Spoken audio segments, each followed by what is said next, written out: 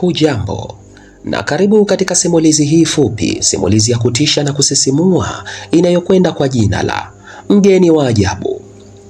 Mimi ni Amani Leonard, hapa ni Himaya ya Kusisimua. Simulizi hii fupi ina sehemu mbili peke yake, na hii ni sehemu ya kwanza. Huyu ni mgeni wa ajabu. Mgeni huyu wa ajabu ni nani? Katokea wapi? Na kwa nini aonekane kuwa ni mgeni wa ajabu? Karibu. Katika kijiji kimoja ambacho wakazi wake walikuwa na maisha ya chini sana, walikuwa na maisha duni kiasi cha kwamba hata maji katika kijiji hiko ilikuwa ni ya kusuasua mno. Ukame katika baadhi ya maeneo, nyumba nyingi zilizojengwa kwa nyasi, barabara za vumbi na ukosefu wa ajira vilikuwa ni sifa kuu katika kijiji hiko. Lakini pamoja na hali yote hiyo, mzee Ramson Elias yeye alikuwa akiishi maisha ya kipekee sana, maisha yaliyojaa utajiri mkubwa na ufahari wa kila namna. Alikuwa ni mzee ambaye katika kijiji kizima yeye ndo alikuwa na nyumba kubwa ya kifahari, na si hivyo tu, hata watoto wake walikuwa wakisoma katika shule za kulipia, yaani shule binafsi, kwa kimombo wanaziita private school. Mzee Ramson Elias alibarikiwa mke na watoto watatu. Mtoto wa kwanza wa mzee Ramson alikuwa wa kiume na huyu aliitwa Laurent. Wa pili alikuwa wa kike, aliitwa Miriam, na watatu wa kiume mdogo kabisa, huyu aliitwa Junior, na mke wake halali alikuwa akiitwa Bi Shamsa. Ilikuwa ni kipindi cha likizo, kipindi ambacho asilimia kubwa ya wanafunzi hufunga shule kupisha likizo hizo zipite. Na hata hapo kwa mzee Ramson, familia yake iliweza kuwepo na kujumuika pamoja katika kipindi hiki cha likizo, na ilikuwa ni kipindi cha furaha sana kwa familia hii. Dadi, nahitaji kwenda mjini kesho, huku hakuna house party dadi, aliongea Miriam, mtoto wa pili wa mzee Ramson, akionekana ni binti anayependa sana kudeka. Alikuwa anapenda sana kudeka kupitiliza, na hapo mama yake akaweza kujibu, wewe, mara ngapi na kukataza masuala ya kumbi za starehe Miriam? Husikie, nitakukata vibao mbele ya baba yako, wewe niletee ujinga tu. Ilikuwa ni nyakati za usiku. Familia hii ilikuwa mezani ikipata chakula cha usiku, na hapo Laurent, mtoto wa kwanza wa mzee Ramson, akaweza kudakia mazungumzo hayo. Yaani Miriam anapenda sana kudeka, ndio maana hata kuamka asubuhi kufanya kazi tu hawezi. Yalikuwa ni mazungumzo ya familia hii na watoto wao, watoto ambao walikuwa wamepishana umri katika kiwango cha kati, kwa maana mkubwa Laurent alikuwa na miaka 22, huyu wa pili wa kike Miriam yeye alikuwa na umri wa miaka 19, na Junior alikuwa na umri wa miaka 7, na ilikuwa ni moja ya familia ambazo zilikuwa zina upendo sana.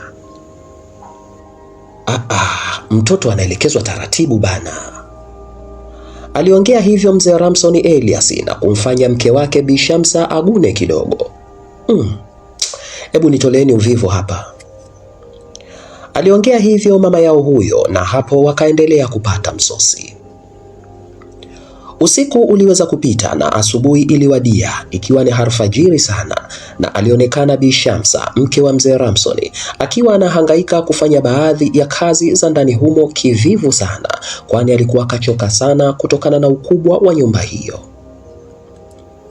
Changamoto kubwa iliyokuwepo nyumbani hapo ni kwamba watoto hao walikuwa wamelelewa kitajiri sana, yaani hawakushughulishwa katika kazi zozote ile, hali iliyomfanya mama yao Bi Shamsa kushindwa hata kuwaamsha wamsaidie baadhi ya majukumu ya nyumbani hapo. Alikuwa akifanya hivyo mara zote, na akiamka asubuhi na kuweza kufanya usafi wa nyumba hiyo na kuandaa mazingira vizuri, huwa ana kawaida ya kumwandalia mumewe kifungua kinywa nyakati hizo za asubuhi, kabla ya yeye mwenyewe Bi Shamsa kuamua kupumzika au kurudi tena kulala kutokana na uchovu wa kazi hizo katika jumba hilo kubwa la kifahari sana. Hivi mume wangu, kwa nini usinitafutia wafanyakazi wa ndani? Unajua nachoka sana Kila siku nakwambia unapuuzia. Watoto wako wenyewe ndo kama hivi, wamekaa kivivuvu tu, na mimi nachoka, nitaacha sasa. Alikuwa akiongea Bi Shamsa, na kweli jambo la kutafutiwa mfanyakazi wa ndani alishaliongea sana, lakini mzee Ramson Elias alikuwa ni kama analipotezea hivi jambo hili. Kiukweli watu wengi sana wa eneo hili walipenda sana kwenda kwa mzee Ramson, kwenda kumuomba msaada wa baadhi ya mahitaji yao, na kweli mzee huyu aliweza kuwasaidia. Kiufupi, mzee huyu aliwahi kujenga zahanati, aliwahi kushughulikia kero ya maji katika baadhi ya maeneo, japo hakuwa mbunge wala diwani, na kiukweli watu walimpenda sana mzee Ramson Elias, na kila mahali alipopita alikuwa anazungumzwa kwa mazuri tu. Siku hiyo familia hii ilienda matembezini, na walienda maeneo ya mjini, na huko wakafurahi sana katika safari hiyo. Waliweza kuzunguka na gari kutwa nzima, na baba yao aliweza kuwapeleka watoto wake hao hadi katika miradi mikubwa ya biashara zake. Aliweza kuwatembeza hadi katika baadhi ya maofisi yake. Waliweza kurejea nyakati za usiku wakiwa wamejibebea mazawadi ya kila aina. Walikuwa wamejibebea mazawadi ya kula na kuvaa. Walikuwa wamefungulia mziki kwa sauti ya juu sana, huku wakiwa na furaha sana. Na baada ya kufurahi na wengine kucheza kwa muda mrefu, hatimaye walijikuta wamepitiwa na usingizi na wamelala hapo hapo sebuleni. Hakuna aliyekuwa amesalia macho, wote walikuwa katika usingizi mzito mno. Lakini ilipohitimu majira ya saa 8 za usiku, mzee Ramson aliweza kustuka, kwani alikuwa ameota ndoto mbaya sana.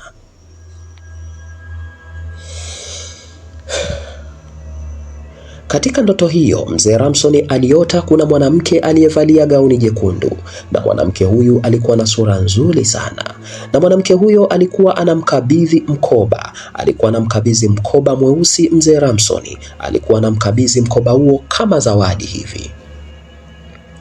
Basi hapo mzee Ramson aliupokea mkoba huo na kuufungua ndani, lakini katika hali ya kushangaza, ndani ya mkoba huo kulikuwa na kichwa cha mtu. Ndiyo, kulikuwa na kichwa cha mtu, na mtu mwenyewe alikuwa ni yeye mwenyewe mzee Ramson. Kiukweli alistuka sana, haraka akainua uso wake na kumtizama mwanamke huyo aliyempatia mkoba huo, lakini katika hali ya kushangaza, mwanamke huyo alikuwa kabadilika muonekano, na sasa mwanamke huyo alikuwa na uso wa kutisha sana, mithili ya fuvu lisilo na ngozi. Na hapo mzee Ramson alianza kukimbia hovyo, na ndipo mwanamke huyo akaanza kumkimbiza katika mtindo wa kupaa. Wakati mwanamke huyo anamkimbiza mzee Ramson katika mtindo wa kupaa, mzee Ramson yeye alikuwa anakimbia kwa miguu yake, na hapo ndipo mzee Ramson akaweza kushtuka usingizini.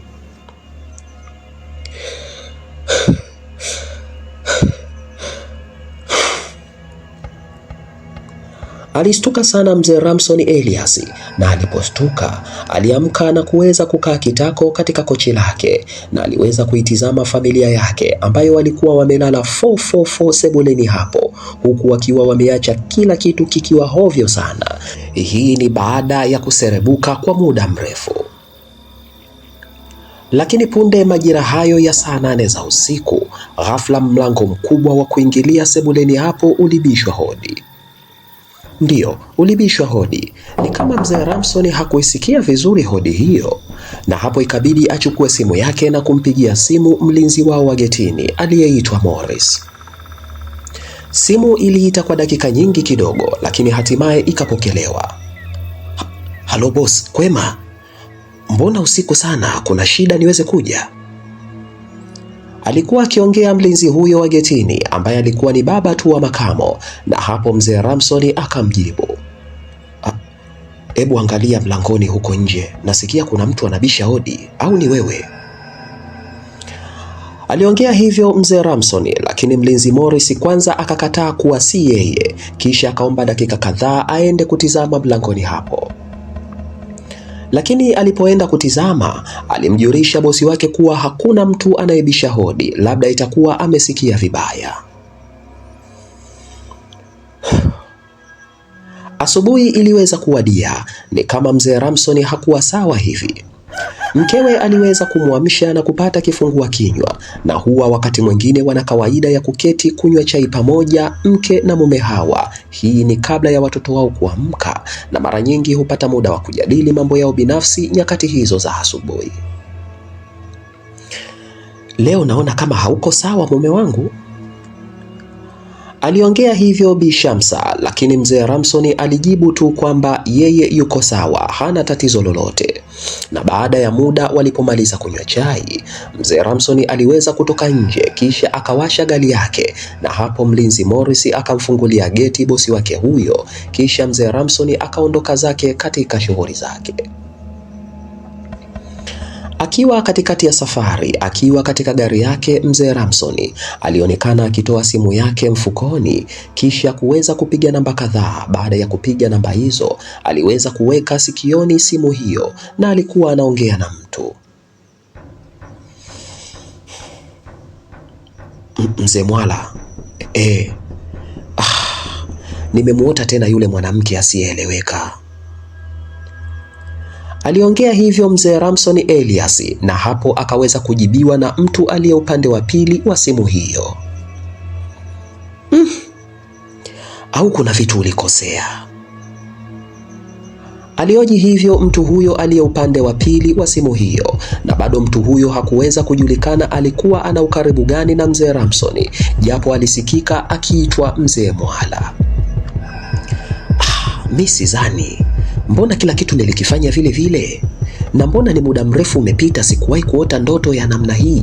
Kwa nini ndani ya miezi hii mitatu hii njozi imekuwa imeniandama sana, imekuwa ikijirudia sana? Kwa nini? Aliongea hivyo mzee Ramson Elias, na hapo aliweza kujibiwa. Hebu tuliza jazba mzee Ramson, tuendelee kuwasiliana, ila kama mambo yataendelea hivi hivi itabidi turudi kule tukaangalie vizuri. Aliongea mtu huyo, na hapo mazungumzo yao yalifika tamati kwa kukubaliana hivyo, na hapo mzee Ramson akaendelea kukanyaga mafuta kuendelea na safari yake. Usiku uliwadia, mzee Ramson alirudi nyumbani, hivyo akaweza kufunguliwa geti na mlinzi wake Morris. Alipofika aliweza kukuta familia yake iko salama kabisa, japo siku hiyo alichelewa sana kurudi na aliweza kukuta kila mtu amekwisha lala. Aliingia ndani na hakutaka kumsumbua mkewe, kwani hata yeye alihitaji sana kupumzisha akili yake. Hivyo alichokifanya ni kuelekea moja kwa moja sebuleni na kukaa kwenye kochi, huku akionekana ni mtu mwenye mawazo sana. Aliweza kukaa hapo mzee Ramson hadi usingizi ukampitia, na akiwa hapo alianza kuota tena ile njozi kuhusu yule mwanamke ambaye alikuwa na sura ya fuvu na gauni jekundu, akiwa ameshika mkoba na kumlazimisha mzee huyo kuupokea mkoba huo. Lakini mzee huyu alikuwa hataki sana, na mara zote anaishia tu kukimbia. Shika! Shika! Shika mkoba wako! Shika!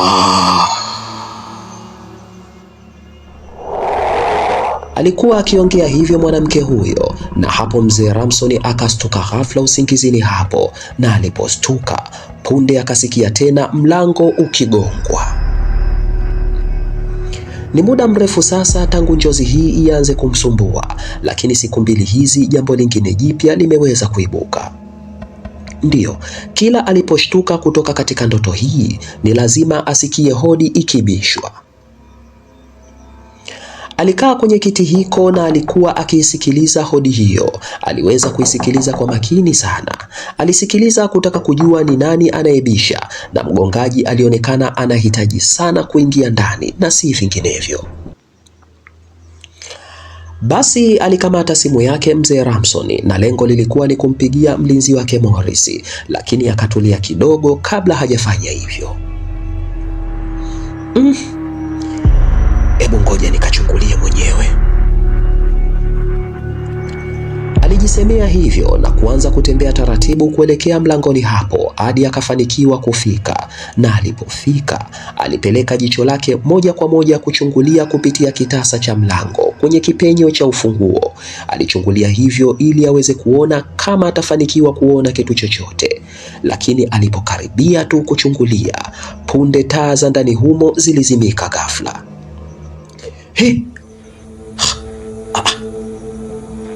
Alishtuka hivyo mzee Ramson, na hapo alianza kuingiwa na hofu, na alichokifanya haraka ni kukimbilia chumbani kwake na kujifungia mlango huku akisikilizia.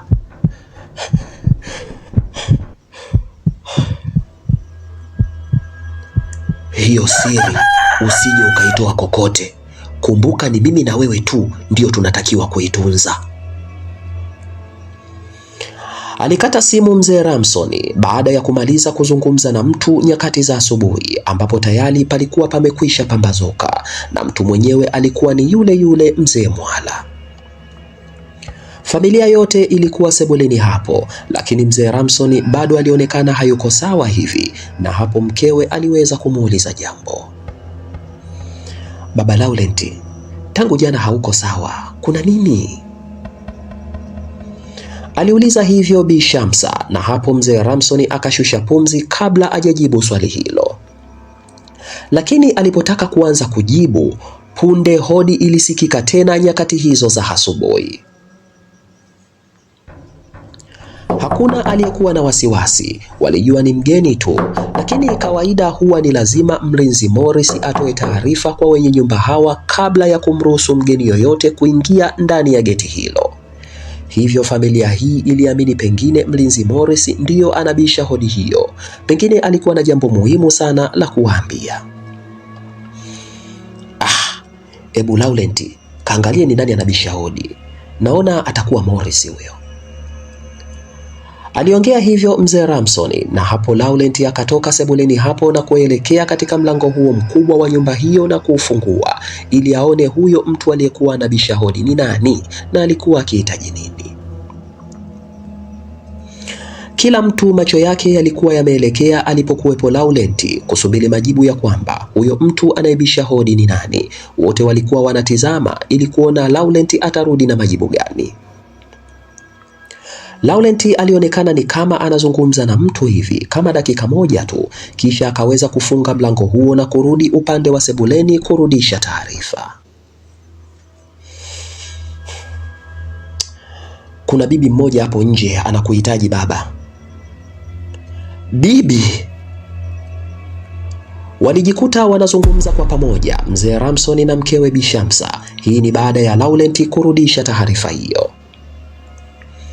Walijikuta wanatizamana mtu na mkewe, na hapo mzee Ramson akaamuru mke wake akamsikilize huyo bibi, na hapo taratibu aliweza kuinuka Bi Shamsa huku akizani labda pengine ni mtu amekuja kuomba msaada katika nyumba hiyo, maana sifa za mumewe za kusaidia watu zilikuwa zinavuma sana. Alitoka Bi Shamsa hadi mlangoni hapo. Ni kweli kulikuwa na bibi kizee, alikuwa ni bibi mzee sana.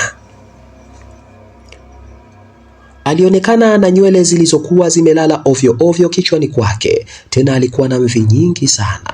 Alikuwa na ngozi iliyokunjamana. Alionekana ni bibi ambaye kakosa matunzo kabisa, kwani hata kucha za miguuni mwake zilionekana zina muonekano mbaya kupitiliza. Zilionekana ni kucha ngumu tena zilizokakamaa, na hakuwa na viatu kabisa miguuni mwake, huku akiwa ametegemea fimbo katika kutembea. Lakini jambo lingine, bibi huyu alikuwa ana mkoba mweusi, mkoba ambao alikuwa kaukumbatia kwa pani mwake.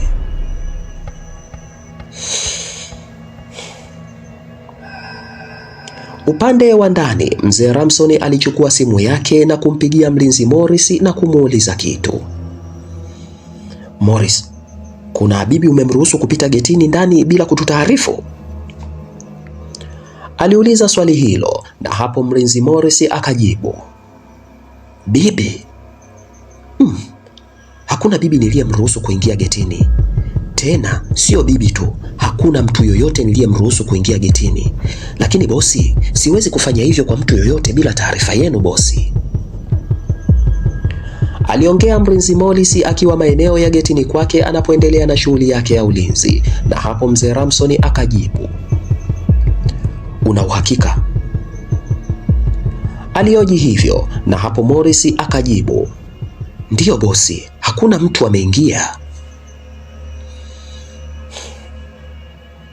Aliinuka mzee Ramson sebuleni kwake alipokuwepo, huku bado simu yake ikiwa hewani, na hapo aliweza kuelekea hadi mlangoni kutizama ugeni huo, na kweli alipofika akakutana na Bibi Kizee. Ndiyo, alikutana na Bibi Kizee Mzee Ramson, lakini alishtuka baada ya kuona bibi huyo ana mkoba mweusi kwa pani mwake, mkoba ambao mara zote anauotaga katika ndoto zake, akilazimishwa kupewa mkoba huo na mwanamke mwenye uso wa fuvu.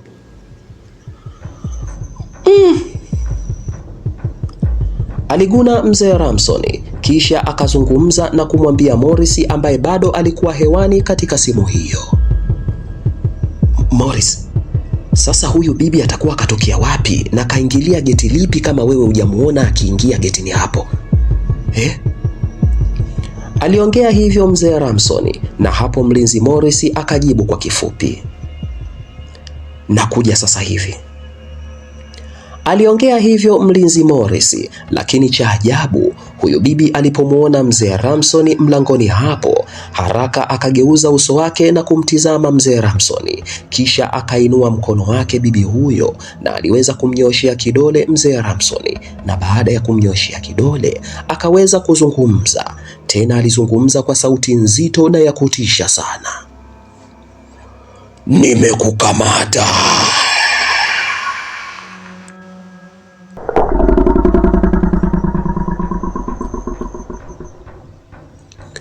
Huyu Bibi Kizee ni nani? Mwanamke anayeonekana katika ndoto za Mzee Ramson Elias akiwa na uso wa fuvu ni nani? Mkoba mweusi una nini? Kuna siri gani iliyojificha? Mzee Mwala ni nani? Kuna nini hapa? Huyu ni mgeni wa ajabu.